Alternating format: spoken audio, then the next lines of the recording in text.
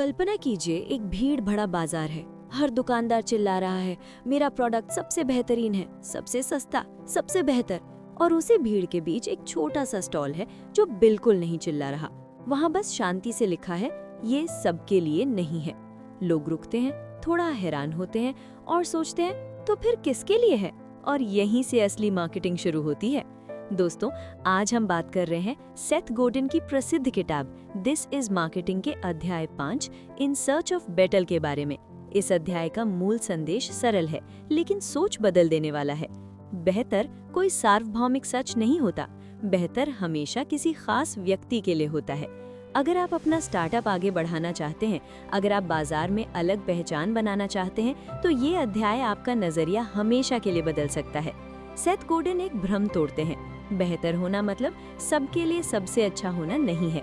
बेहतर होना मतलब किसी विशेष इंसान के लिए बिल्कुल सही होना है।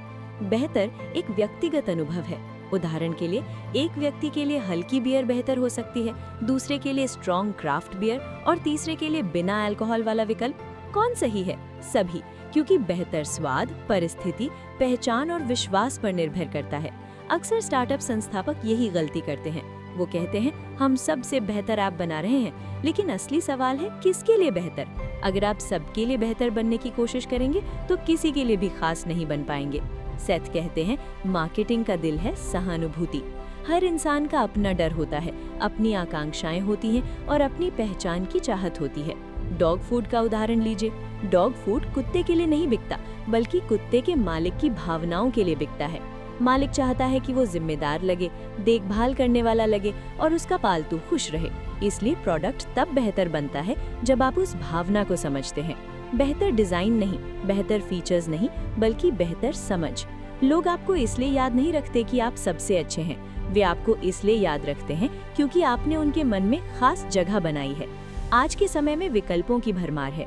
नेटफ्लिक्स, अमेज़न, सास टूल्स, एआई एप्स, उपभोक्ता उलझन में है। अगर आप स्पष्ट नहीं करेंगे कि आप किस आधार पर बेहतर है, गति, विलासिता, सरलता या विशिष्टता, तो आप भीड़ में खो जाएंगे। सेथ कहते हैं, अपना आधार चुनिए, अपना भविष्य चुनिए। आप तय कीजिए, क्या आप प्रीमियम हैं, सबसे तेज हैं, सबसे सरल हैं या सबसे अलग सोच वाले हैं। आप सब कुछ नहीं हो सकते।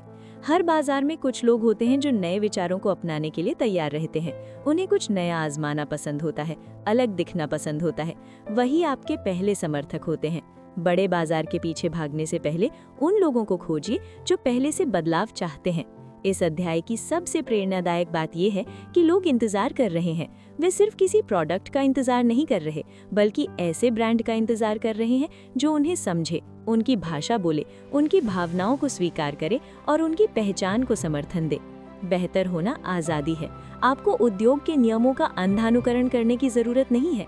सच्चाई ये है कि आपका स्टार्टअप तब असफल होता है जब आप ये साबित करने में लगे रहते हैं कि आप सबसे अच्छे हैं, और वो तब बढ़ता है जब आप सेवा करने पर ध्यान देते हैं। बेहतर बनने की दौड़ जीतनी नहीं है, बेहतर की परिभाषा बदलनी है।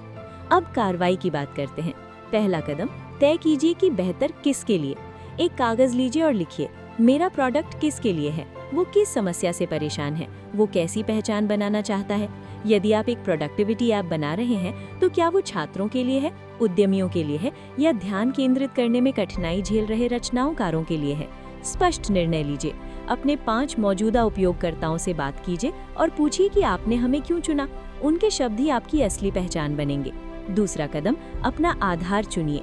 एक साधारण चार्ट बनाइए, एक ओर कीमत, दूसरी ओर सरलता। देखिए प्रतियोगी कहाँ खड़े हैं, फिर सोच समझकर तय कीजिए कि आप किस कोने को अपनाना चाहते हैं। सबकी नकल मत कीजिए, अपनी अलग जगह बनाइए। अपनी वेबसाइट की हेडलाइन को 10 शब्दों में इस तरह लिखिए कि साफ पता चले ये किसके लिए है और क्यों अलग है। तीसरा कदम, शुरुआती अपनाने वालों के लिए डिजाइन कीजिए। सबको प्रभावित करने की कोशिश छोड़ दीजिए। उन लोगों के लिए बनाइए जो पहले से बदलाव के लिए तैयार हैं। एक सीमित समूह के साथ शुरुआत कीजिए, समुदाय बनाइए, उन्हें खास होने का एहसास कराइए। उनकी प्रतिक्रिया से अपने प्रोडक्ट को बेहतर बनाइए। प्रचार की असली शुरुआत वहीं से होगी।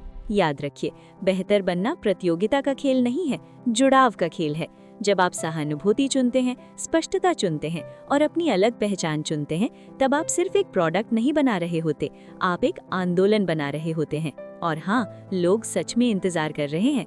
अगर आपको ये सारांश मूल्यवान लगा तो चैनल को जरूर सब्सक्राइब कीजिए, क्योंकि यहाँ हम हर अध्याय को गहराई, स्पष्टता और व्यावहारिक तरीके से समझाते हैं, ताकि आप अपने स्टार्टअप, अपने लक्ष्यों और अपने जीवन में वास्तविक प्रगति कर सकें।